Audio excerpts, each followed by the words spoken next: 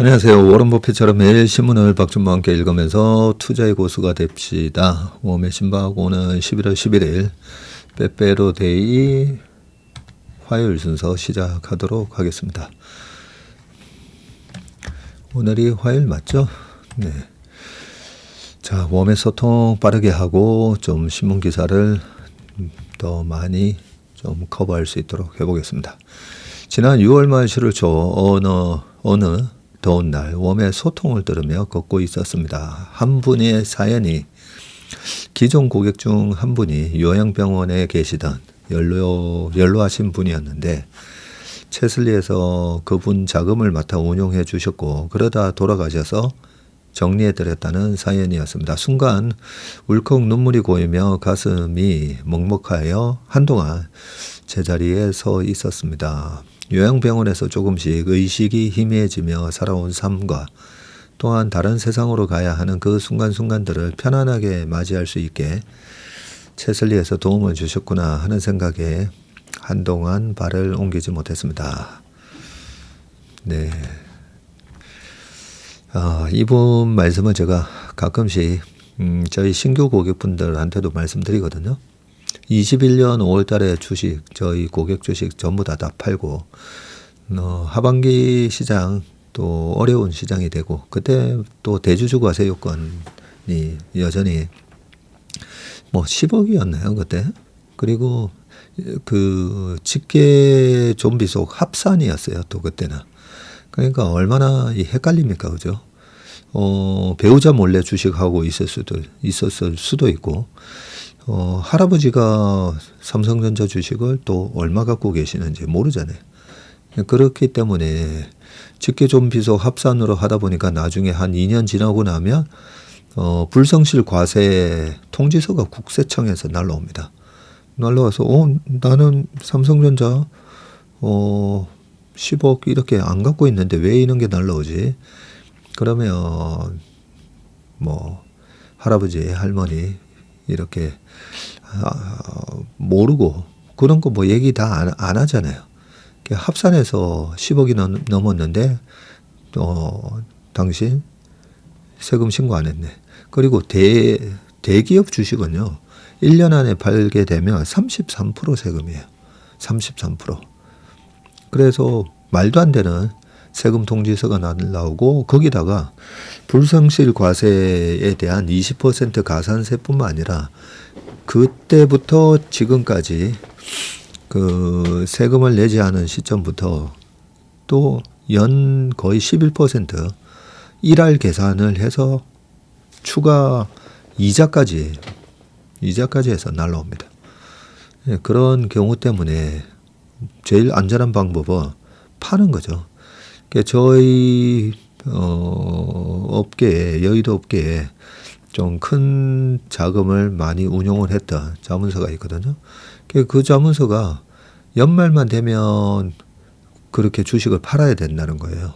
그 고객분들이 나중에 그런 2년 3년 지나서 저희도 그런 걸 겪었었는데 그렇기 때문에 미리 안전하게 팔아버린다는 거죠.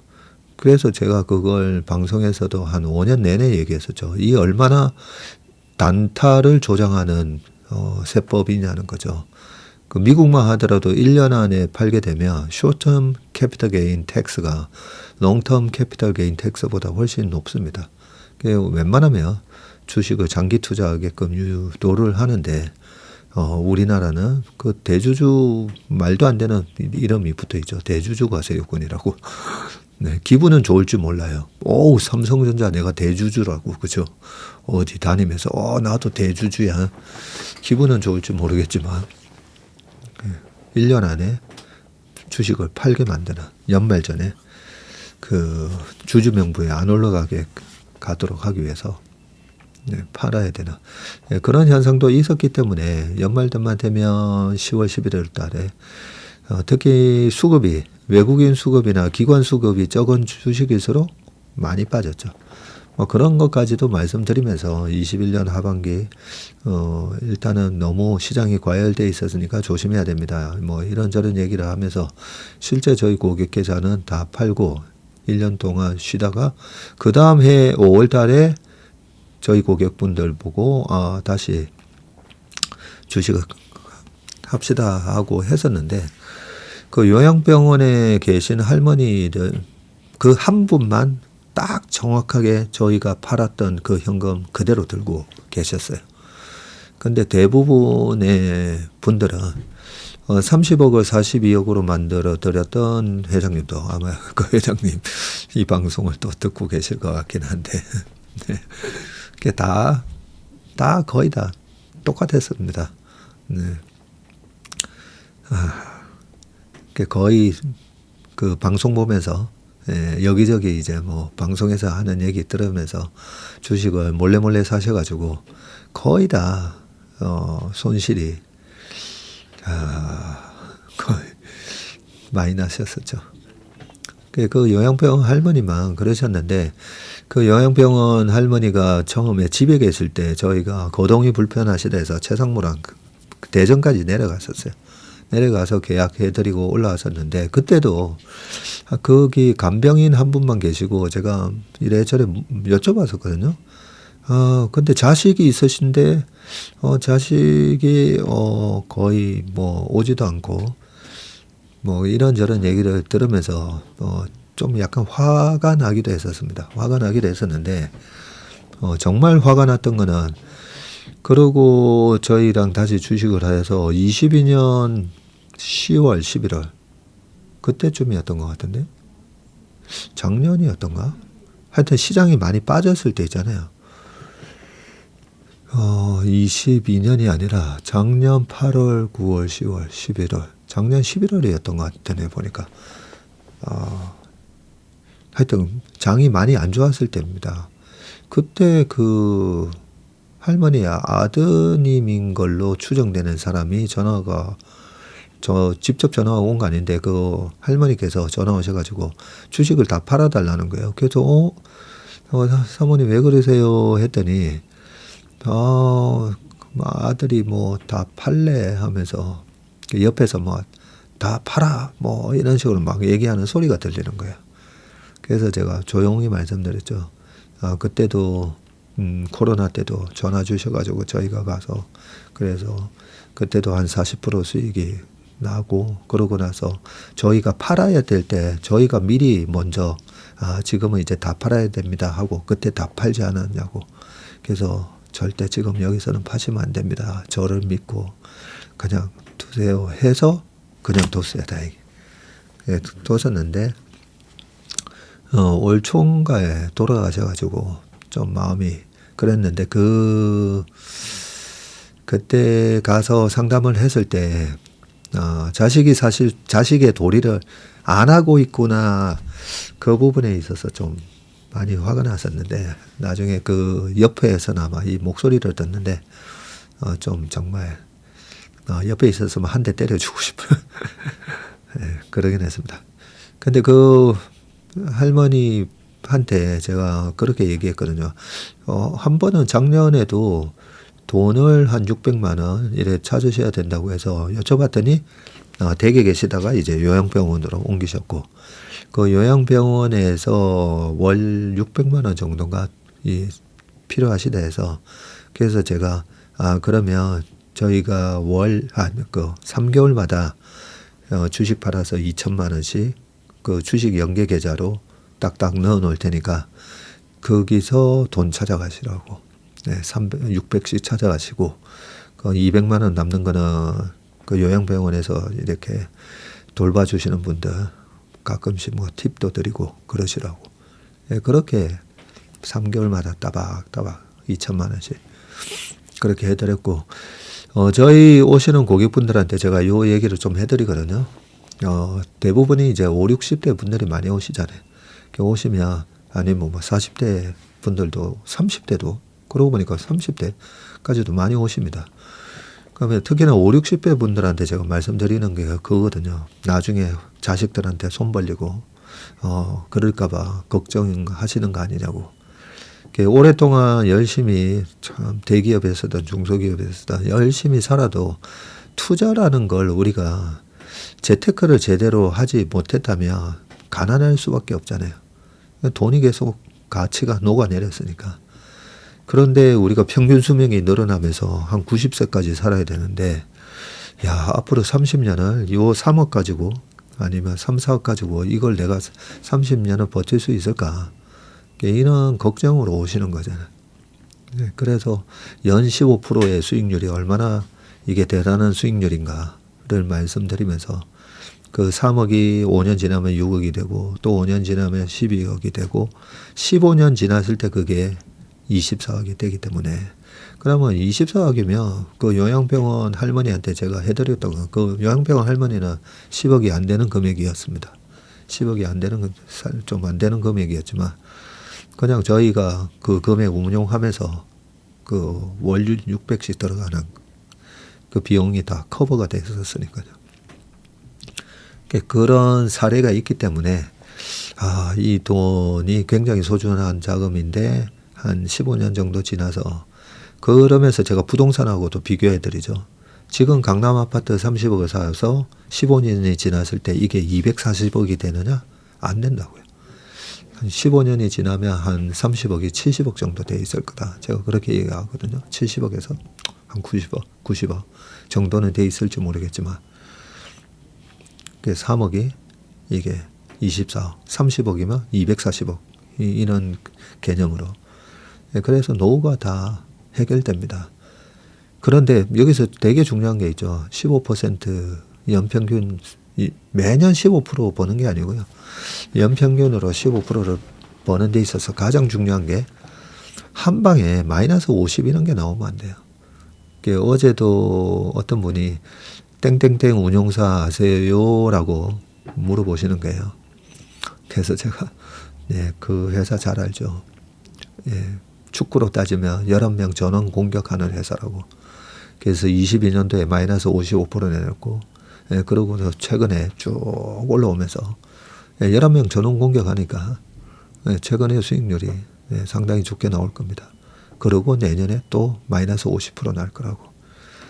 네, 그렇게 되면 이게 3억이 6억 됐다가 6억이 다시 3억이 돼버려요. 3억이 되고 와 이번에 100% 수익 났다고 막 그렇게 나오죠. 예, 또 6억이 되었다가 내년에 또 50%.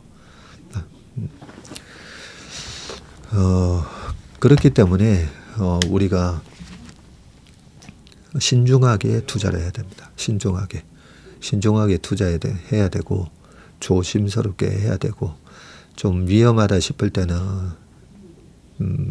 비중도 줄일 줄 알아야 되고요. 네, 그렇게 그래야만 이 복리의 효과로 정말 10년, 15년, 20년 뒤에 30대에 오신 분들한테는 제가 또 그러죠. 아, 정말 행운아라고. 네, 20대 그 부모님들이 해주는 20대 자녀 계좌도 마찬가지죠. 그 5천만 원 정도를 하게 되면 성인은 5천만 원까지 해줄 수 있잖아요, 그죠? 자, 뭐 1억이라고 쉽게 1억이라고 5천으로 계산을 하면 자 5천이 1억이 되고 그 다음에 또 10년이 되면 이게 2억이 되고 그죠? 15년이 되면 4억이 되고 20년이 되면 8억이 되고 그리고 25년이 되면 16억 30년이 될 때 30억 부모가 해준 5천만 원이 딱 30년 지나면 32억이 되니까 제가 그러죠 속으로 부모님한테 감사하라. 그 5천만 원을 이렇게 투자를 시작하게 해준 부모님들한테 감사하라 이런 마음을 간접적으로 얘기합니다. 너무 서론이 길었습니다. 자, 오늘도 투자의 정석을 배우게 되어 변동성이 큰 요즘에 중심을 지키게 되어 감사합니다. 단기 매매는 영혼을 파는 것이라는 말씀에 너무나 공감이 갑니다. 최소 한 달 이상의 비로 투자하는 것이 좋다는 말씀대로 실천하겠습니다. 네. 우리 광 부장께서도 제가 이렇게 보면 이제는 위험 관리를 할 줄 알잖아요. 그래서 고수가 다 되셨다 이런 생각합니다. 어제 9월 중순 오셔서 1인 랩 가입하셨다는 양산에서 오신 분 메시지 들으면 반가웠습니다. 저와 같은 날 1인 하셨던 분이신 것 같아서요. 저는 인도에서 잠깐 한국 방문해서 1인 하러 방문했었는데 그날 맞아요. 그날 대구에서 오셨다고 해서 와 진짜 멀리서 오셨네요 했더니 여기는 양산. 우리 그때 재민님도 계셨죠. 김해. 그런데 인도에서 오셨다고. 네. 그렇게 반갑게 맞아주시고 사진까지 찍어주셨어요. 혼자였으면 이런 급변동장에서 마음이 조급했을 텐데 일임하고 나니 해외에서도 웜의 신박 들으며 시장의 흐름을 느긋한 마음으로 함께 할 수 있어 좋습니다. 네, 인도의 경제 성장이 요즘 아주 가파르게 올라오는데 인도에서 항상 건강하시고 네, 저희와 함께 이렇게 행복한 투자 계속 하시면 좋을 것 같습니다. 최밀턴 모두 지치지 말고 힘나셨으면 좋겠습니다. 영상 끝부분 머그컵 쇼호스트로 짠 변신하신 전문의 모습에 시장의 긴장을 풀었습니다. 머그컵이 고급지면서도 실용성이 좋아 보입니다. 연말에 따뜻하고 좋은 일 하는 귀한 머그컵 되길 바랍니다. 이거죠. 근데 정말 이 종이컵에 맨날 먹다가 제가 또 종이컵을 한 번 쓰고 잘 안 버리거든요. 한 2, 3일 씁니다. 종이컵도. 근데 종이컵이 좀 이렇게 물렁물렁해지기도 하고 보온이 잘 안 되다 보니까 확실히 이 스텐 머그컵을 쓰니까 이 정도면 이제 또 식었겠다 싶었는데 따뜻해서 좋아요. 완판이 이제 뭐 몇 개 하지 않았기 때문에 400개 이번에 올려놓았기 때문에 요거 완판되는 대로 우리 노병 장군님께서 얘기해 주신 그것으로 그 수익금 플러스 제 돈 그 수익금만큼 제 돈 보태가지고 보내도록 하겠습니다. 주식을 하다 보니 마치 동굴 속을 작은 촛불 하나 들고 걸어가는 느낌이 들 때가 많았습니다. 그런데 전무님은 옵션 설명을 듣고 나서는 그 촛불이 후레쉬로 바뀐 듯한 기분이 들었습니다. 그죠? 촛불은 이러면서 들고 가야 되는데 후레쉬로 외국인들 지금 포지션을 이렇게 바꿨네. 야, 표현이 좋네요. 이제는 웜의 신박과 모닝브리프 그리고 어스에 올라오는 이 인턴십 영상들을 볼 때마다 게임 속에서 아이템을 장착하듯 저 또한 주식 아이템을 하나씩 장착해가는 느낌입니다. 그렇죠? 이런 거 하나하나 와 이런 게 있었구나 아실 때마다 제가 그런 표현을 많이 예를 들었었습니다. 우리가 그냥 내가 좋아하는 주식 그 기업 분석 그것만 해서 주식을 한다는 게 어떻게 보면 태권도나 유도 그런 거 하나만 갖추고 UFC 나가는 거라고요. 근데 UFC 가보면 주짓수 하는 선수들, 레슬링 하는 선수, 레슬링도 하고 복싱에다가 킥복싱까지 태권도 이런 걸 다 갖춘 선수들이 나와서 종합 격투기를 하고 있는데 주식은 무술이라는 거는 태권도 하나만 해도 돼. 유도 하나만 해도 돼. 네, 그러고 종합 격투기 나가는 거나 제가 봤을 때는 똑같아 보인다는 거죠. 주식을 어느 요 하나만. 예, 그 주짓수 잘하는 선수한테 딱 걸려가지고 그냥 안바로 그렇게 당하기도 하고 예전에 최홍만 씨하고 효도르랑 붙었을 때 최홍만 씨의 이 피지컬에 이 효도르가 처음에 고전을 하는데 결국은 나중에 가벼운 이 안바 하나로 딱 끝내버립니다. 주식도 똑같습니다. 이 주식 시장에 이런 플레이어들도 있구나. 이렇게 시장에 영향을 주는 이런 플레이어들도 있구나. 우리 최민턴 분들은 이제 하나하나씩 이제 알고 계시잖아요. 그럴 때마다 나도 하나하나의 이 무기를 장착하는 네, 그런 느낌을 받으셨을 거라 생각합니다.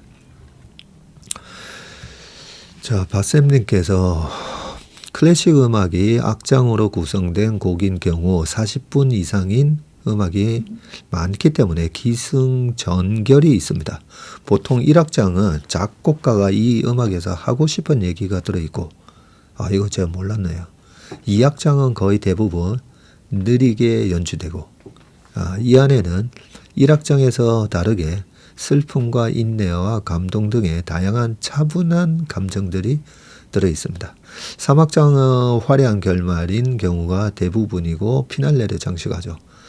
2악장은 대부분 지루하게 생각하지만 저는 2악장만 듣는 음악도 참 많습니다.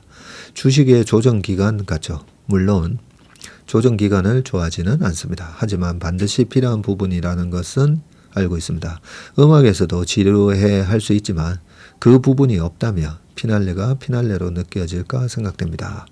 생각해보니 조정기간을 화려한 피날레를 위한 시간으로 생각하면 인내력이 더 생기겠네요. 와, 제가 음악을 잘 모르는데, 야, 이렇게 1악장, 2악장, 3악장, 네, 우리가 뭐 학교 다닐 때 안단테, 그죠? 네, 그런 거, 속도, 연주의 속도, 이런 것만 배웠었는데, 중요한 거 알려주셨습니다. 제가 한때는 제 프로필에다가 이걸 적어 놨었어요.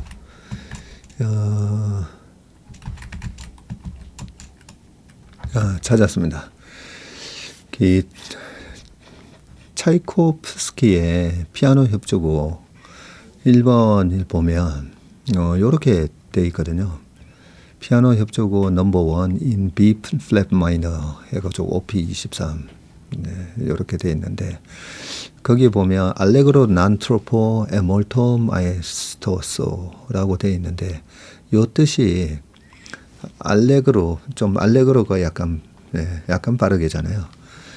약간 빠르게인데 난 트로포 급하지 않게 그리고 e 몰토 마에스토소인데 어떻게 좀 마에스토소 웅장하게 예, 그렇게 몰토가 뭐였죠?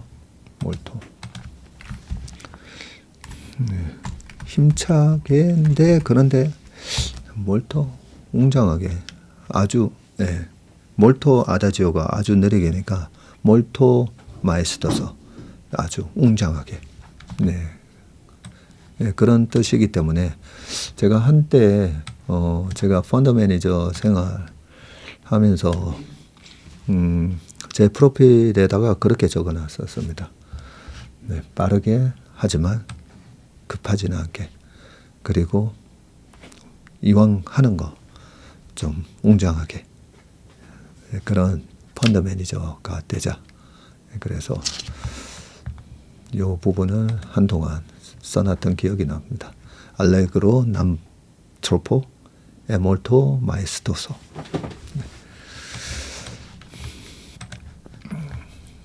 주식을 좀 그렇게 해야 되는 거 아닌가 늘 저는 그렇게 생각을 좀 했습니다. 급하지 않게 여기서 급하지 않게가 중요한 것 같아요. 그리고 이런 표현을 하기 좀 그렇지만 이 단타 예전에 저도 15분 차트 5분 차트 보면서 좀 해봤다고 하잖아요. 근데 이게 마에스토소 한 건 아니잖아요. 웅장한 매매가 아니라 어떻게 보면 약간 깨작깨작 매매가 될 수 있어요. 투자를 하더라도 깨작깨작 하면 안 되니까. 예전에 제가 학교 다닐 때는 검도부 주장까지 했었는데요. 그때 제가 다녔던 도장의 사범님이 이렇게 칼을 쓰는데 이 장칼도 시합용으로는 장칼이 또 중요합니다. 손목머리 딱 하면서 이렇게 손목머리 이렇게도 하는데 근데 진짜 칼은 큰 칼을 쓸 줄 알아야 되는 거죠. 한 번에 상대를 딱 제압할 수 있는. 그래서 나중에 제가 제 그 검도 스타일도 제가 좀 바꿨거든요. 네, 바꿨었는데 투자도 그런 것 같습니다. 아무튼 오늘은 자꾸만 이 3,000포로 많이 빠진다 그죠? 네, 벌써 27분이 됐습니다. 자, 독감이 유행한다니 최슬리 가족 여러분들 건강 잘 챙기세요 하셨고 스텝머그 주문했네요.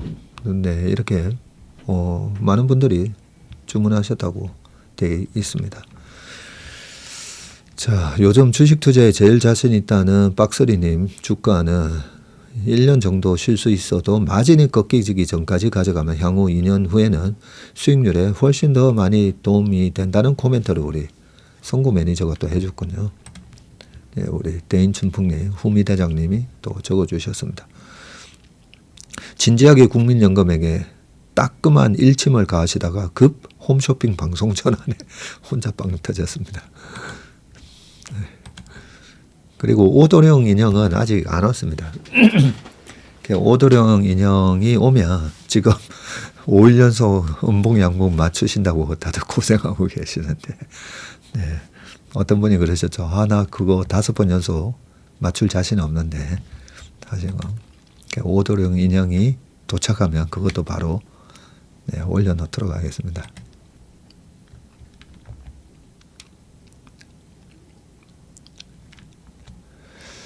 자, 전무님의 꾸준함에 함께 하려고 아침 최슬리 모닝브리프, 저녁에는 웜의 신방, 하루가 너무 바쁘네요. 조급함이 느긋함으로 살짝 바뀌어가는 중입니다.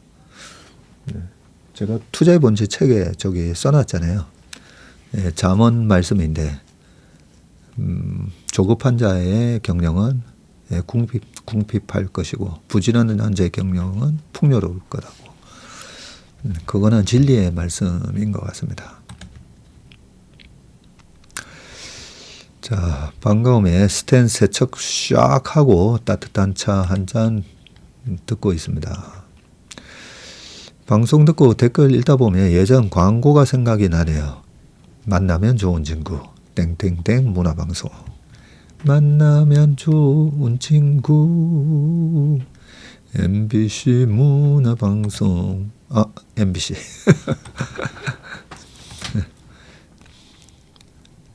그게 여러 버전이 있었잖아요. 예, 경쾌한 버전이 있었고 약간 이래 판소리처럼 하는 버전도 있었습니다. 네. 방금은 약간 판소리 버전으로 살짝 해봤습니다. 자, 당초 계획대로 에이펙 전에 랩 가입하고 그리고 땡큐로 시장이 빠지니 너무 감사한 마음으로 추가 가입했습니다. 그러셨네요. 잘하시네요, 우리 한스님.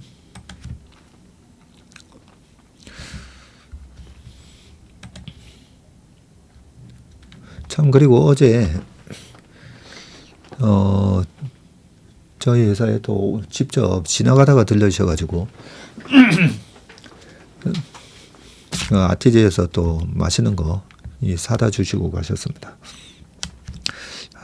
그 닉네임이 살짝 까먹었는데 요즘 돌아서만 까먹어가지고 오늘이 또 빼빼로 데이라서 그 어제 주시고 간 거 맛있게 저희가 잘 먹도록 하겠습니다. 어제도 되게 맛있게 먹었습니다. 웜앤 신바컵에 라떼를 담아서 모닝브리프 봤더니 저도 회의에 참석 중인 느낌이네요. 필립 피셔와 캠 피셔를 좋아하는데 이 피셔 인베스트먼트 채널에 저도 구독이 되어 있습니다. 채널에 AI 버블에 대한 캠 피셔의 의견이 올라와 있었어요. 사람들이 AI 버블이라고 말할 때 그건 버블이 아니라는 것, 이건 시장의 두려움과 회의감이 존재한다는 뜻이기에 시장이 긴장감이 유지된다는 것을 의미하고 진짜 버블일 때는 아무도 버블이라고 말하지 않는다고. 경쟁 과잉 속에서 진짜 실력과 실적이 있는 기업만이 살아남겠죠. 네, 이 피셔 인베스트먼트 저도 한 4, 5년 전부터 봤었는데 이분도 너무 악플에 시달려가지고 고생하는 걸 제가 한번 봤었던 기억이 납니다. 뭔가 이렇게 전망을 했다가 그 전망이 틀렸다고 너무 지나친 악플에 시달리는 걸 보면서 제가 좀 안타까워했던 그 기억이 나면서 그래서 이 좋은 컨텐츠를 계속 올리시는 분들은 그냥 악플 무시하고 그죠? 네, 컨텐츠를 계속 올리시다 보면 그 조회수 보고 그냥 하시면 될 것 같아요. 조회수 보면서. 네, 조회수가 잘 나온다는 말은 일단 뭐 찾아와서 본다는 거 아니겠습니까? 그죠? 자, 외국인이라고 불러도 실제는 한 명이 아니고 여러 회사일 텐데요. 각자 전략이 있을 텐데 어떻게 마치 한 몸처럼 움직이는 걸까요? 모여서 한국 괴롭힐 회의를 하지는 않을 것이고 한국 시장 공략하는 교과서가 있을 것 같지도 않은데요. 어떻게 한꺼번에 마치 짠 듯이 매도하는 걸까요? 하셨는데 국내 지금 주식 외국인 매매 동향 있잖아요. 거기에는 많은 외국인들이 이제 섞여 있는 게 맞습니다. 그런데 우리나라에서 지금 옵션하는 외국인 있잖아요. 그 외국인은 여러 외국인들이 있긴 하겠지만 한두 군데가 되게 세게 한다라고 보시면 돼요. 예전에 도이치방크 우리나라 그러고 보니까 그게 2010년 11월 11일이었던 것 같은데 그때도 빼빼로 데이 때 그날이 목요일 만기였거든요. 그날 종가에 주식을 2조 3천억을 한 방에 때려 팔면서 풋옵션을 갖다가 한 250배 만들어 버렸죠. 예, 시세 조정이죠. 그건 잡혀가야 되는 시세 조정인데 네, 분명히 그런 세력이 있습니다. 네, 그 이후로 좀 많이 그런 티나는 양스러운 짓은 요즘은 안 하고 있었는데 최근에 작년 8월이라든지 올해 10월 초 네, 이런 걸 보면서 채슬리 AI 보면서 요즘은 이런 식으로 또 해먹고 있네. 네, 그런 걸 좀 이번에 발견한 거죠. 자, 임감독님 만평 너무 재밌네요. 잔금 들고 비급한 놈 외치는 개미 중 한 사람입니다. 내재가치에 맞는 가격을 찾아갈 거라는 믿음과 인내하며 그 길을 안내하는 채슬리 팀을 만나 매일 이렇게 공부하고 성장할 수 있어서 감사합니다 하셨습니다. 네, 그러면 우리 임감독 만평 보고 기사 읽어보도록 하겠습니다. 자, 임감독의 증시 만평 먼저 보고 신문기사 보도록 하겠습니다. 어제 시장에 대한 증시 만평이죠. 배당소득세 좀 내려볼까? 35에서 25 이렇게 했더니 증권사 지주매 만세 하면서 이렇게 됐고요. 자, 그리고 이 곰이 젠장 이게 뭐야? 요 곰이 약간 외국곰, 옵션하는 곰으로 표현이 할 수가 있겠죠, 표현을. 네. 밑으로 하방 배팅을 해서 좀 많이 포지션을 꺾긴 했지만 여전히 상승을 하면 손해가 나는 포지션을 갖고 있습니다. 그래서 아마 외국 옵션하는 곰 입장에서는 젠장이 이게 뭐야. 아주 재밌게 또 증시만평을 봤습니다. 자, 그러면 신문기사 읽어보도록 하겠습니다. 자, 처음에 약간 묵직한 기사부터 먼저 보겠습니다.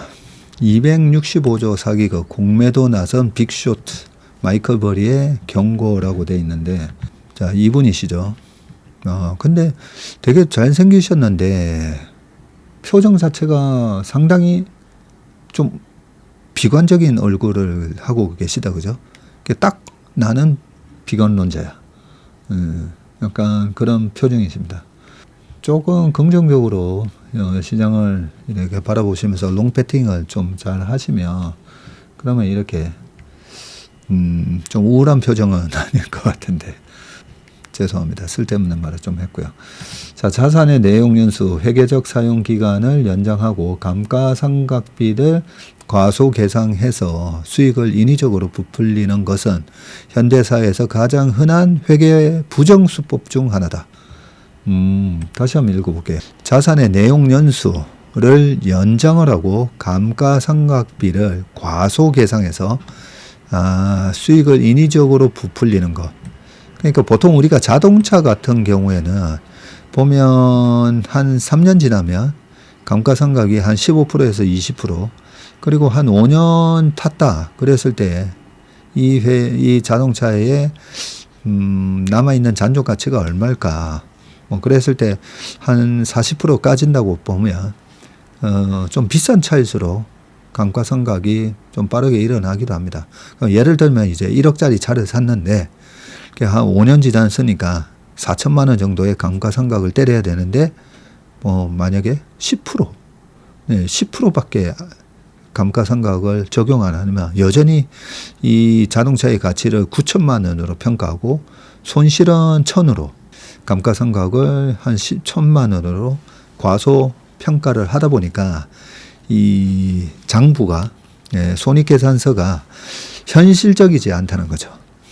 그런 수법을 기업에서 많이 쓴다. 그 얘기를 하고 있고요. 2008년 금융위기 당시에 대규모 공매도 포지션으로 유명해진 헤지펀드 투자자 이 마이클 버리가 자신의 X에서 이같이 밝혔고요. 최근에 엔비디아, 팔란티어 등 기술주가 과열됐다고 보고 공매도 중인 그는 이것이 모든 하이퍼스케일러가 해온 일이라면서 주장을 했고요. 빅테크들이 AI 데이터 센터의 내용 연수를 인위적으로 늘려서 수익률을 왜곡했다는 것인데 이처럼 과소 계상된 감가상각비가 AI 버블을 꺼뜨릴 도화선이 될 수 있다는 분석도 제기됐습니다. 자, 마이클 버리는 이날 구글 모회사인 알파벳과 아마존, 오라클, 마이크로소프트, 메타 5개사가 최근 5년간 발표한 네트워크 컴퓨팅 장비의 내용 연수를 공개하면서 상황이 심각하다고 밝혔는데 구글과 MS는 2020년 3년이던 내용 연수를 올해 6년으로 그리고 메타는 3년에서 5년 6개월로 늘렸고요. 이를 근거로 이들은 2026년에서 28년 사이 감가상각비를 1,760억 달러, 약 256조 원 과소 계상할 것이라고 진단을 했습니다. 네트워킹 컴퓨팅 장비는 데이터 센터 등의 가치를 나타내는 회계상 자산 분류가 되어 있고요. 우리가 캐펙스 투자라고 해서 반도체 라인을 깔았을 때 그걸 갖다가 한 15조 들여서 깔았어요.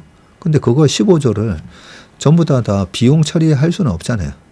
우리가 그런 투자 자산을 자산으로 잡는 이유가 그게 결국 무슨 그렇게 공장에 투자를 해야 매출이 발생하고 이익이 발생할 거니까 처음에 그런 자산에 대한 투자를 이걸 갖다가 비용을 다 처리하는 게 또 맞지는 않거든요. 그 자산을 한 10년 쓰니까 10년에서 한 15년 쓴다고 하면 15년 쓰면 15년에 조금씩 나눠서 그렇게 감가상각을 잡는 게 맞죠. 자, 그런데 하여튼 마이클 버리는 너무 과소 계상하고 있다. 이런 주장을 하고 있고요. 앞서 영국 바클레이즈 은행은 알파벳, 메타, 아마존 등 세계 기업의 네트워크 컴퓨팅 장비 내용 연수를 3년으로 줄일 경우 주당 순이익이 5에서 한 10% 감소할 것으로 전망을 했고요. 이코노미스트는 같은 기준을 위 5개 기업에 적용해서 AI 서버가 네트워크 컴퓨팅 장비에서 차지하는 비중을 절반으로 가정을 하며 연간 세전 총이익이 한 260억 달러, 38조 정도. 그러면 시가총액이 7,800억 달러, 1,100조 정도 감소할 수 있다고 분석을 했습니다. 자, 이런 주장에는 AI 데이터 센터의 핵심 부품인 AI 칩 개발 주기가 최근 더욱 짧아졌다는 배경이 깔려져 있는데 엔비디아가 지난해 6월 기준 18개월에서 24개월이던 최신 GPU 개발 주기를 1년으로 단축한다고 발표했고요. 이에 따라서 올해 블랙웰 울트라를 출시하고 내년에는 루빈, 27년에는 루빈 울트라, 28년에는 파인만 등으로 업그레이드 한다는 청사진을 내놨고요. 연산 속도는 블랙웰에서 블랙웰 울트라로 넘어가면서 1.5배, 루빈으로 업그레이드 될 때는 3.3배나 개선이 됩니다.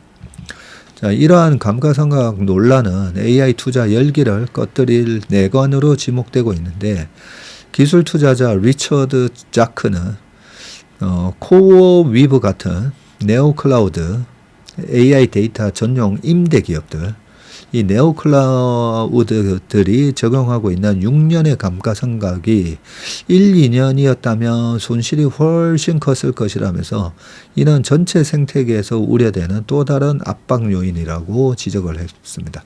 앞서 엔비디아는 코어 위버가 판매하지 못한 컴퓨팅 용량을 최대 63억 달러 규모로 매입하는 백스톱 보증 계약을 체결했고 코어 위버의 손실이 AI 투자 정점에 있는 엔비디아의 손실로 이어질 수 있다는 것이다. 오픈 AI 역시 이 같은 우려를 공유한 바 있고요. 사라 프라이어 오픈 AI CFO는 우리는 항상 최첨단 칩을 원하지만 지금은 컴퓨팅 자원이 한정돼 6에서 7년 된 엔비디아의 AI 공공 수준의 AI 칩을 사용한다면서 개발 주기가 짧아지면 자금 조달이 훨씬 어려워진다고 말했습니다. 다만 빅테크들이 주장하는 5에서 6년의 내용 연수가 타당하다는 반론도 있는데 GPU를 AI 학습에만 사용하는 기업의 경우 제품 주기가 1, 2년으로 짧지만 구글, 아마존, MS 등은 클라우드 데이터베이스, 과학 시뮬레이션, 비디오 트랜스코딩 등 다양한 용도로 활용할 수 있기 때문이고요. 또 AI 모델을 개발하는 학습에 쓰던 GPU를 이를 적용하는 추론 단계에 재활용할 수도 있는데 자크는 이를 게임용 노트북을 가족에게 물려줘서 이메일이나 문서 작업을 하게 하는 것과 같다고 비유를 했습니다.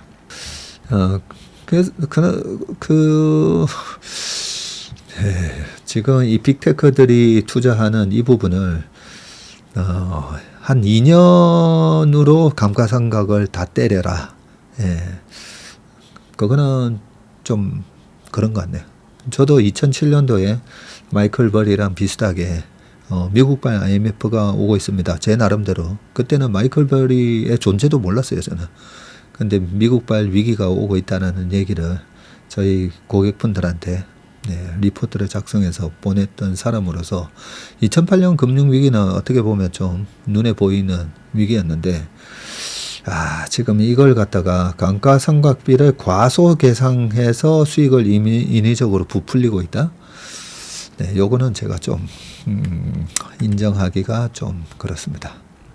자, 떨어졌다고 오히려 좋아. 개미들 사재기에 역대 최고라고 돼 있는데 와, 뭔가 했더니 골드. 전날 국내 최대 금현물 ETF인 에이스 KRX 금현물의 시가총액이 상장 이후 4년여 만에 역대 최고치를 기록을 했고요. 주가가 하락한 가운데도 신규 자금이 꾸준히 유입된 영향입니다. 금값이 고점 대비 일부 조정을 받은 가운데 개인 투자자들 사이에서는 이를 매수 기회로 보는 분위기이고요. 자, 시총이 2조 8,655억이 됐네요. 10일. 어제 기준으로. 2021년 12월에 상장을 했었군요. 순자산액이 2조 9천억 원을 웃도는 에이스 KRX 금현물은 국내에서 가장 큰 금현물 ETF입니다. 굳이 여기다가 현물이라고 적어 놓은 이유가 코덱스 골드 선물이라고 있잖아요. 그 ETF는 국제 시세에 연동하는 금 가격에 연동되는 선물을 담고 있거든요. 그 선물을 담고 있기 때문에 코덱스 골드 선물이라고 되어 있고 여기는 현물, 선물을 담는 게 아니다라는 걸 이름에다가 강조를 해놓은 것 같습니다. 이 ETF의 주가는 한 달 전 고점을 형성한 뒤 줄곧 하락세였고요. 지난달 15일에는 32,000원을 기록하며 고점을 기록했고 미국 연방정부의 셧다운 등으로 미중 무역 갈등이 재점화하면서 안전자산 선호 심리가 부각된 영향이고요. 이후 미중 갈등이 봉합 수순을 보이면서 금값이 조정받았고 ETF 주가도 하락세를 보였는데 시총은 오히려 최고치를 경신한 겁니다. 주가 하락에도 시총이 치솟은 거는 신규 자금이 많이 유입됐기 때문이고요. ETF는 자금이 들어오면 새로 좌수를 발행하게 되는데 때문에 주가가 낮아졌더라도 신규 설정이 이루어지면 ETF 좌수가 대량으로 늘어서 시총이 되레 커질 수가 있습니다. 특히 개인 투자자들 자금이 대거 유입이 됐고요. 지난달 10일부터 전날까지 최근 한 달간 기관이 한 4천억 순매도였는데 이 물량을 개인 4,100억 순매수가 고스란히 받았습니다.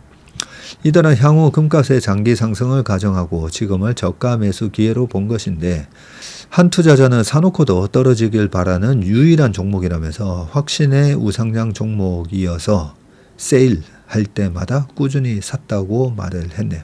국제금 ETF도 자금이 계속 유입되기는 마찬가지입니다. 트레이딩 뷰에 따르면 전 세계에서 가장 거래가 활발한 금현물 ETF는 SPDR 골드 트러스트 GLD, 티커명이 GLD죠. 이 GLD의 자산 규모가 1335억 달러, 참 194조. 물론 미국 5천여 개 ETF 중에서 13번째로 크다고 하고요. 최근에 발표된 세계 금협회 보고서에 따르면 금 ETF는 전 세계적으로 올 3분기에 사상 최대 규모의 자금 유입이 있었는데 보유량이 222톤 증가했고 그중에 62%가 미국 수요였습니다. 이 기간 글로벌 중앙은행의 금 매수량이 220톤이었는데 투자자들이 매입한 금의 규모가 글로벌 중앙은행의 수요와 맞먹는 셈이네요. 그만큼 금에 대한 시장 수요가 강하다는 의미입니다.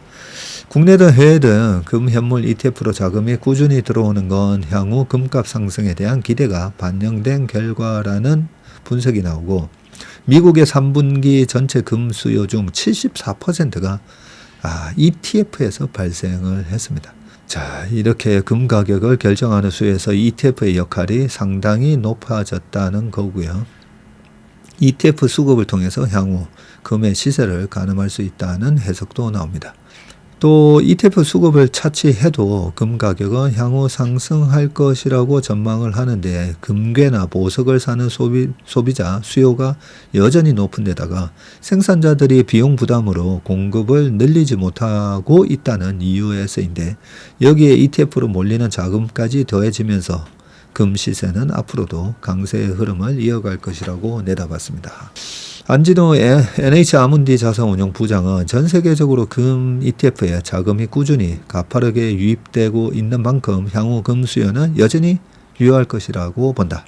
다만 주된 수급 주체가 국내 금현물 ETF는 개인, 국제 금현물 ETF는 기관이라면서 국내에 할 것 없이 저가 매수에 나선 모습이지만 ETF 수급으로 금값이 지지받는 건 탄탄한 큰손들이 떠받치는 미국 시장이다. 이 점을 유념해서 투자에 참고해야 한다고 조언을 했습니다. 자, 세 번째 기사인데 IT 버블 겪었던 일본의 소프트뱅크 이번에는 AI 버블 공포. 네, 우리 손정희 회장님. 자, 일본 소뱅의 시총이 요동치고 있는데 AI 훈풍을 타고 10월 하순에 연초 대비해서 3배까지 급등을 했고요. 불과 일주일 만에 20% 하락했습니다. 일각에서는 AI 버블을 우려하고 있는데 SBG가 다시 주가를 올리려면 AI 사업 투자 회수 방안을 제시해야 한다는 지적이 나왔고요. 니혼 게이자이 신문에 따르면 SBG 주가는 지난달 29일 한때 주당 27,695엔으로 상장 이후 최고가를 기록했습니다. 시총은 일본 2위인 40조 1,529억엔에 달해서 한 달도 안 돼 10조엔을 늘렸고요. 오랜 선두인 도요타 자동차와 시총 격차는 10조엔 수준까지 좁혀졌고요. SBG 주가 상승을 이끈 것은 미국 오픈 AI에 대한 기대인데 양사는 미국의 AI 전용 데이터 센터를 구축하는 스타게이트 프로젝트를 추진하고 있죠. 손정희 회장과 샘 얼트만은 인공초지능 ASI 실현을 위해 손을 잡았고 소뱅은 지난해 9월 이후 오픈 AI에 여러 차례 출자를 했고요. 연내 추가 출자도 실행될 전망인데 이 보유주를 두고 시장은 소뱅을 주목하고 있습니다. 지난달 오픈 AI가 IPO를 준비하고 있다고 보도를 했는데 기업 가치가 1조 달러에 달한다는 관측도 나오고 있는데 소뱅이 10%만 보유해도 15조 엔의 시장 가치가 붙게 되는 겁니다.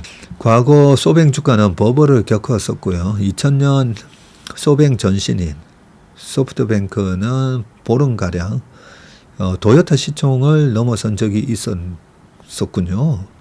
그러나 버블이 터지자 통신주는 대폭락했고 20조엔이던 소뱅 시총이 2002년도에 2796억 엔까지 떨어졌다. 잠깐만, 20조에서 10%면 2조. 1%가 되면 2천억인데, 아니, 얼마 떨어진 거예요? 거의 97% 손실이 났다고요? 20조에서 2조만 되면 90% 손실인데, 그죠? 2796억까지 떨어졌으니까. 야, 하긴 그때 아마존이 한 97%, 6% 손실 났거든요. 자, 이후 소뱅은 비즈니스 모델을 크게 바꿨고 2000년대 브로드밴드 통신 확산으로 모바일 인터넷 보급을 예상하며 보다폰을 인수했었고, 이후 스마트폰 두뇌에 해당하는 반도체 설계를 독점하는 영국 암을 인수해서 AI 시대 교두보를 마련했습니다. 1999년 소뱅의 주요 사업은 소프트웨어 판매와 매출은 4,232억 엔이었었고요. 그런 기업에 20조 엔의 가치를 붙인 것은 IT 버블이었다. 소뱅의 당시의 매출이 4,200억이었는데 20조까지 갔다가 2,700억으로 그렇게 합리적으로 다시 가격이 떨어진 거네요. 보니까. 제 가격을 다시 찾아온 거다, 그죠? 지난해 소뱅은 통신과 반도체 글로벌 투자 사업을 기반으로 매출을 7조 2,400억 엔까지 늘렸고, 그러나 10일 종가 기준 시총은 31조 엔을 AI 버블로 보는 투자자도 있습니다. 자, 그러나 미국 기업과의 격차도 크고요. AI 반도체를 장악한 미국 엔비디아는 최근 시총 5조 달러를 돌파했고, 마이크로소프트와 애플도 4조 달러에 육박합니다. 미일 빅테크 기업 간에는 20배의 격차가 존재하는데, 다만 이는 SBG 주가의 성장 여력으로 볼 수가 있고, 니온게이즈는 높은 이익률을 자랑하는 글로벌 AI 종목 반열에 오르려면 막대한 투자를 수익화할 수 있는 길을 제시해야 되는데, 데이터 센터 투자 수익 확보와 함께 지난달 인수를 발표한 스위스 ABB의 로봇 사업의 AI 기술을 접목한 성과도 시금석이 될 것이라고 전망을 했습니다. 대단하시다, 그죠? 알리바바에도 투자를 하셨고, 단지 얼마 전에 젠선왕 만나서 하면서 내가 그걸 파는 게 아니었는데, 언제요? 11년인가? 언제 엔비디아를 팔아버렸죠. 자, 경영권 담보로 빚낸 대주주 2배 급증, 투자자 반대 매매 주의보. 자, 코스닥 시장 상장사 최대 주주들이 경영권을 위협받을 정도로 주식담보대출을 받는 사례가 늘고 있는데, 모회사 운영자금을 조달하거나 개인 용도로 사용하려는 목적이 많다는 지적이 제기되고 있고요. 주가 하락으로 이 반대 매매가 발생하며 매도 물량이 대거 나올 수 있다는 우려가 나오고 있습니다. 금감원에 따르면 올 들어 최대 주주 변경을 수반하는 주식담보계약 공시는 총 111건이나 되네요. 지난해 연간 공시 건수 49건 대비해서 2배를 훌쩍 넘어섰고, 지난 7일에도 스틸 드럼 및 자동차 부품 전문기업 M2N의 최대 주주인 DK 마린은 주식을 담보로 빌린 86억 상당의 대출 계약을 연장을 했습니다. 대주주의 주담대는 주식을 매도하지 않은 상태에서 재산권만 담보로 내주면서 돈을 빌리는 거죠. 의결권을 행사하는 데 지장을 주지 않으면서 자금을 조달할 수 있는 장점이 있습니다. 자, 피부 미용 의료기기 업체인 비올의 최대 주주인 토종사모펀드 PF 운용사인 VIG 파트너스는 보유적인 비올 주식 97.08%, 대부분을 NH투자증권에 맡겨서 2,800억을 끌어왔고요. 상장 폐지를 목적으로 공개 매수를 통해 확보한 지분까지 다 담보로 활용을 했군요. 개인 최대 주주도 주식 대출을 끌어쓰고 있는데, 지난 30일에 AI 소프트웨어 개발 업체인 코난 테크놀로지의 최대 주주인 김영섬 대표는 지분 5.13%를 담보로 65억 원을 대출받았다고 공시했고요. 코난 테크놀로지 주가는 올 들어서 해당 공시가 나올 때까지 21% 급등했습니다. 일반적으로 주가가 상승하면 같은 주식을 담보로 더 많은 자금을 빌릴 수 있는데 최대 주주가 주식을 담보로 대출을 받았다는 소식은 해당 종목에는 악재입니다. 주가 하락 때 반대 매매 물량이 대거 쏟아질 수 있어서이고요. 전자부품 제조업체인 시노펙스의 대주주인 시노텍스는 2020년 8월부터 올해 9월까지 보유 주식 868만 주, 9.90% 중에서 659만 주, 7.51%를 IM뱅크 등에 제공해서 총 210억을 빌렸는데 운영자금과 타법인 주식 취득을 위해서였고요. 주담대 연장 공시 직전 주당 7,300원이던 주가는 이날까지 57% 넘게 내렸답니다. 코난 테크놀로지 주가도 김 대표의 담보대출 공시 이후 8.2%나 하락을 했고요. 자, 시장에서는 반대 매매를 걱정하고 있는데 최악의 경우 최대 주주가 경영권을 잃을 수가 있고요. 예컨대 시노펙스 주가가 추가 하락해서 만약 반대 매매가 발생하면 시노텍스의 지분율은 2.39%까지 줄어들 수 있다는 거죠. 2차 전지 등 업황 부진을 겪은 하나머티리얼즈 최대 주주도 마찬가지고 주담대로 조달한 3,468억. 야, 이자가 장난 아니겠는데요. 3,500억 규모의 차입금 계약을 매년 연장하고 있는데 반대 매매가 나오면 대주주인 하나마이크론 지분율은 현재 32.5에서 5.64로 뚝 떨어지게 됩니다. 대주주가 경영권 상실을 무릅쓰고 지분을 담보로 제공했다는 사실이 재무구조 악화를 의미한다는 지적도 나오고 있고 다보링크 최대 주주인 테라사이언스는 이달 6일 채권자의 추가 담보 요구에 따라 사실상 보유 지분 전량을 맡겨야 했는데 반대 매매가 나오면 대주주 지분율은 19.33에서 0.12로 쪼그라들게 됩니다. 최대 주주의 반대 매매는 주가 하락은 물론 경영권 분쟁으로 이어지는 중대한 사안인 만큼 투자자는 보유 종목의 주식 담보 상황을 면밀히 확인해야 한다는 게 전문가들의 조언입니다. 네, 주식을 담보로 돈을 빌리게 되면 보통 신용하시는 분들 그러면 이 증권 대출을 해주는 기관이 있거든요. 여의도에. 그래서 그 기관의 이름이 주요 주주에 보면 왜 이 회사가 이름이 들어가 있지? 주식을 직접 투자하나? 네, 이런 생각을 하실 수가 있는데 그게 아니라 그 주식을 담보로 대출을 받게 되면 만약에 저축은행에서 대출을 받았다. A저축은행에서 대출을 받았다.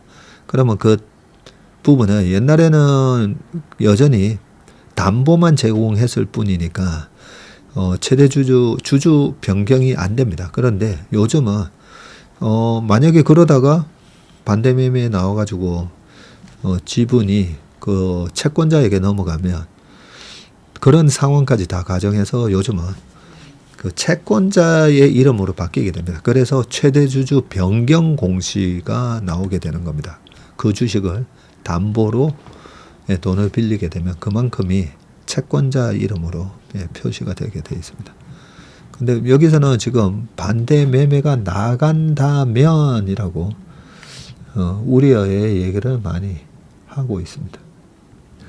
자, 러우 전쟁이 방아쇠 실리콘밸리 방산기업 관심 최고조라고 되어 있는데 미국 실리콘밸리의 출발은 디펜스 테크와 긴밀히 연결되어 있고요. 1950년에서 60년대 초 실리콘밸리는 국방용 전자부품과 통신장비 개발 중심지였고요.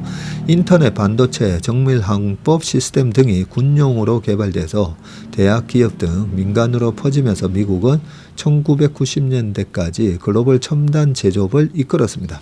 쉴드 AI, 어플라이드 인투이션 등 방위산업 스타트업의 부상은 한동안 국가 안보와 멀어졌던 실리콘밸리가 다시 군수기술 생태계의 정점으로 올라서고 있음을 보여주는 상징이고요. 2018년에서 19년까지만 해도 구글과 마이크로소프트에서는 방산 혐오가 팽배했는데 일부 직원이 군용 제품 개발에 반대하는 성명을 내기도 했고, 이런 관계를 바꾼 것은 러시아 우크라이나 전쟁 및 중국과의 신냉전 구도입니다. 미국의 첨단 기술력을 바짝 따라붙은 중국을 따돌리기 위해서 국방부는 테크 기업에 손을 내밀기 시작했고요. 실리콘밸리에서도 자성론이 제기됐는데, 알렉스 카퍼 팔란티어 CEO는 차세대 AI 무기를 개발할 수 있는 엔지니어들이 지정학적 혼란에 등을 돌리고 있다고 지적했습니다. 이런 흐름을 타고 디펜스 테크 기업이 빠르게 성장하고 있고요. 지난 6월 25억 달러를 조달하는 등 기업 가치 305억 달러를 평가받은 안드릴 인더스트리즈가 대표적이고요. 현지 VC 업계에서는 안드릴이 2년 내에 상장할 것이라는 관측이 지배적이고요. 초음속 비행체를 개발하는 크라토스, 무인기 제조업체 스카이디오, 안티드론 등에 사용되는 전자기파 장비를 개발하는 에피루스 등도 주요 방산 스타트업으로 꼽힙니다. 미 국방부는 이 같은 민간의 첨단 기술을 흡수하기 위해서 2015년 국방혁신단을 창설하고 캘리포니아 마운틴뷰에 본거지를 뒀고요. 테크 기업들도 군과의 협력에 적극 나서고 있습니다. 메타, 오픈AI, 팔란티어, 싱킹머신스랩 등 4개 기업의 임원이 6월 군복을 입고 미국 방어를 선서한 것은 이런 변화를 상징적으로 보여줍니다. 그런데 너무 이렇게 미래에 쓰게 되는 이런 걸 개발하는 회사, 제가 늘 말씀드리지만 2파 조정돼 한 80%씩 이렇게 빠질 수가 있기 때문에 항상 우리가 너무 좀 먼 거는 안 하시는 게 좋습니다. 이런 것들이 뭐 5년, 7년 뒤에 본격적으로 뭐 매출이 발생하면서 수익이 날 거다. 이런 거는 그 다음 조정 때 많이 빠지게 되어 있습니다. 자, 마지막 기사입니다. 4분기 모바일 디램 값 43% 뛴다. 4분기면 지금 11, 12. 자, 메모리 반도체 공급 부족 현상이 지금 서버, PC, 모바일 등 모든 수요처에서 심화하고 있고요. 전자, 하이닉스 등 메모리 생산업체가 이 HBM 같은 AI용 고부가 가치 제품 생산 라인을 늘리면서 범용 디램 공급량이 줄어들었기 때문입니다. 모바일용 저전력 디램은 지금 품귀 여파로 올해 4분기 가격이 전분기 대비해서도 43% 오를 것이라는 전망이 나오고요. 디램 가격 상승에 스마트폰 및 PC 업체는 제품 가격 인상 검토에 들어갔습니다. 자, 트렌드포스에 따르면 4분기 전 수요처의 디램 가격 상승률이 전분기 대비해서 지난달에 이어서 최근 또다시 상향 조정이 됐고, 시장조사 업체가 한 분기에 2번 넘게 전망치를 올려 잡는 것은 이례적인 일인데, 공급 부족 현상이 서버, PC, 모바일용 시장에서 갈수록 심화하자 제조업체가 가격을 올린 영향으로 분석이 됩니다. 모바일용 저전력 디램 가격 상승률이 가장 높은 것으로 집계됐는데, 보급형에 들어가는 이 LPDDR4와 첨단폰에 내장되는 LPDDR5의 기존 상승률 전망치가 각각 18에서 23%와 20에서 25였지만 현재 전망치는 두 제품 모두 38에서 43%로 올라갔고요. 일부 메모리 업체는 밀려드는 주문에 일시적으로 견적 제시를 중단했다고 트렌드포스는 설명했습니다.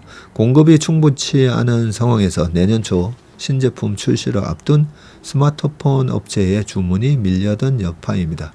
트렌드포스는 PC용 디램 가격 상승률 전망치를 기존 18에서 23에서 25에서 30으로 높여 잡았고요. 디램 공급 부족 현상의 진원지인 서버용 디램 가격 상승률은 28에서 33으로 잡았습니다. 낸드 플래시 시장도 내년 4분기까지 매 분기 가격이 상승할 것으로 예상했다. 이거 중요한 부분인데요. 낸드 가격이 내년 4분기까지 계속 올라간다고요? 자, 애플, 삼성전자 등 완제품 업체는 디램과 낸드 플래시 입도 선매에 나섰고요. 27년 물량까지 선주문한 업체도 있는 것으로 알려졌습니다. 커지는 원가 상승 압박에 신제품 가격 인상 카드도 만지작거리고 있고, 전자는 내년 2월 출시할 예정인 갤럭시 S26 가격 인상 검토에 들어간 것으로 알려졌습니다. 최근 5년 동안에 강하게 주가가 오르는 회사들의 공통된 특징이 쇼티지지 않습니까? 그죠?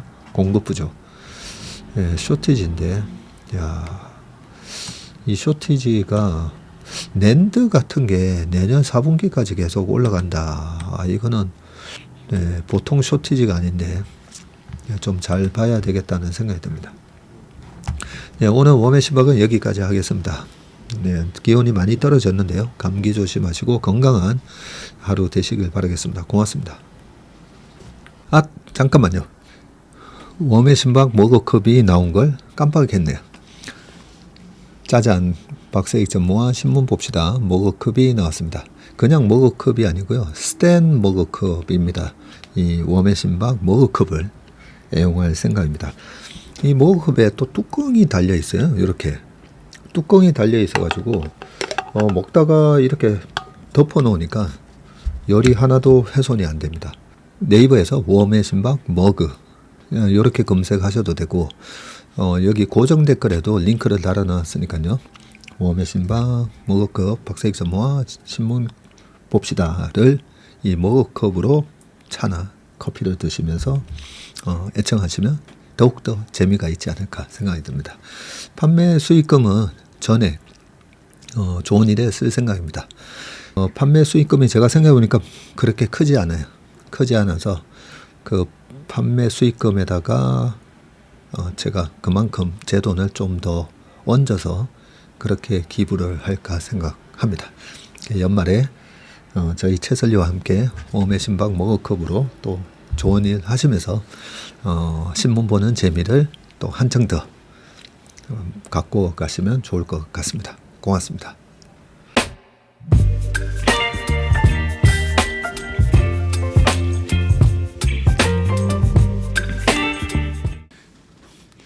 안녕하세요. 채슬리 투자자문의 박세익입니다. 최근 저와 채슬리 이름을 도용해서 투자 사이트라든지 밴드, 텔레그램, 카톡 채널 등에서 이 리딩방으로 유도한 뒤에 금전적인 피해를 입히는 이 사칭 사례가 빈번하게 지금 발생하고 있습니다. 저를 비롯해서 저희 채슬리 투자자문의 임직원들은 SNS나 온라인 채널 등을 통해서 일체의 투자자문 활동을 하지 않고 있습니다. 저희는 정식 자문을 하기 위해서는 반드시 저희 회사에 내방하셔서 계약서 작성 절차를 거쳐서 진행되기 때문에 이외의 모든 유료, 무료 지금 투자자문 행위는 불법이므로 각별히 주의하시길 바라겠습니다. 의심스러운 채널이나 메시지를 받으시면요, 그냥 피해를 방지하기 위해서 즉시 신고하시거나 삭제하시길 바라겠습니다. 대부분의 사례가 이 사칭 사례에 피해를 보신 분들의 핸드폰을 제가 보면 이 방에 오셔서 무료로 투자를 도와드립니다. 뭐 이런 얘기를 하고 있고요. 거기에 보면 어떤 밴드로 특정 밴드로 유도한 다음에 돈을 송금하라고 되어 있습니다. 그 과정에서 저희 하고의 일체 계약 관계가 없기 때문에 그렇게 돈을 송금하라고 하는 부분에 있어서 특히나 유의를 좀 해주시기 바라겠습니다. 저뿐만 아니라 많은 또 저희 업계의 유명인을 사칭한 그런 사칭방도 많이 지금 기승을 부리고 있는데요. 공통적인 특징이 앞으로 몇백 %가 날 급등주를 알려줄 테니까 이 방에 가입을 하라. 그러고 난 다음에 금전적인 부분을 갖다가 송금을 요청하는 그런 형태의 수법을 쓰고 있기 때문에 그렇게 무료로 주식을 알려드립니다. 이런 문자를 받으시면 바로바로 삭제를 하시길 바라겠습니다.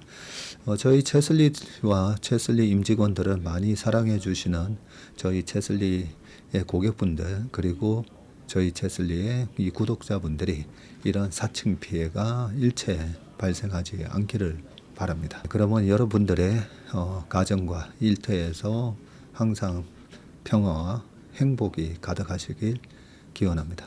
감사합니다.